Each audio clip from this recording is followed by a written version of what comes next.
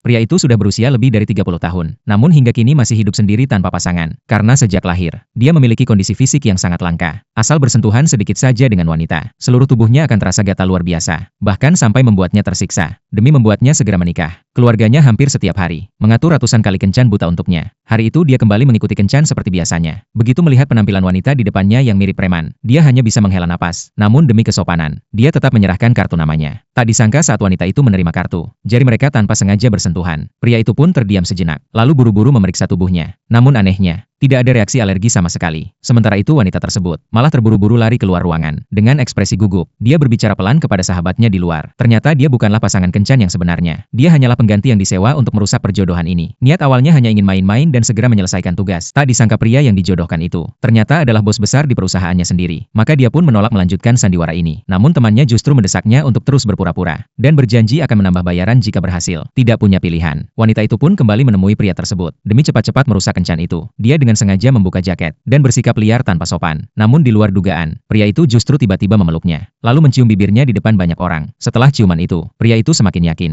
karena tubuhnya tetap tidak menunjukkan reaksi alergi sedikitpun. Dengan penuh semangat, dia langsung menyatakan akan menikahi wanita di depannya. Wanita itu langsung panik. Dia pun buru-buru bersikap materialistis dan genit, mengatakan bahwa dia hanya suka tas mewah dan senang dikelilingi pria tampan. Bahkan setelah menikah pun tidak akan berubah. Tapi pria itu tetap mendekat dengan tatapan serius, karena sudah tak tahu harus berbuat apa. Wanita itu memberi sinyal rahasia kepada temannya. Tak lama kemudian, sahabatnya masuk ruangan sambil membawa air minum dan memakai kacamata hitam. Melihat peluang, wanita itu berusaha kabur. Namun pergelangan tangannya langsung dicengkeram oleh pria itu. Dia terus melirik ke arah sahabatnya, meminta bantuan. Melihat isyarat tersebut, sahabatnya segera mendorong pria itu. Keduanya pun berhasil melarikan diri. Namun saat tangan pria itu tak sengaja menyentuh sahabatnya, reaksi alergi langsung muncul di sekujur tubuhnya. Beruntung asistennya datang membawa obat khusus tepat waktu. Dan kejadian ini membuat pria itu semakin yakin bahwa wanita tadi adalah pasangan hidup yang ditakdirkan untuknya. Dia segera memerintahkan asistennya untuk menyelidiki identitas wanita itu. Lalu dengan semangat menelepon kakeknya, menyatakan bahwa dia setuju dijodohkan. Mendengar itu, kakeknya sangat bahagia. Keesokan harinya, pria itu mendapatkan hasil penyelidikan. Baru dia sadar, wanita yang kemarin dia temui bukanlah wanita yang seharusnya dijodohkan dengannya. Dia langsung menyadari bahwa wanita itu hanyalah pengganti, dan pasti ada hubungan rahasia di balik semua ini. Dia segera memerintahkan untuk memperketat pengawasan, agar bisa menemukan keberadaan wanita itu. Namun sebelum penyelidikan dimulai, dia justru secara tidak sengaja bertemu dengan wanita itu di depan lift perusahaannya sendiri. Melihat pria itu, wanita itu langsung panik dan berbalik lari. Namun justru terdorong oleh kerumunan karyawan masuk ke dalam lift. Dia berusaha keras melawan arus dan akhirnya berhasil keluar. Namun tanpa sadar, dia menjatuhkan kartu identitas pegawainya. Pria itu melihatnya dan hendak mengambil kartu itu untuk dikembalikan. Tapi pintu lift sudah tertutup. Di sisi lain, wanita itu kelelahan memanjat sampai lantai 15. Baru saja hendak duduk kembali di mejanya, tiba-tiba terdengar suara pria itu dari belakang. Dengan nada dingin, pria itu memanggil namanya.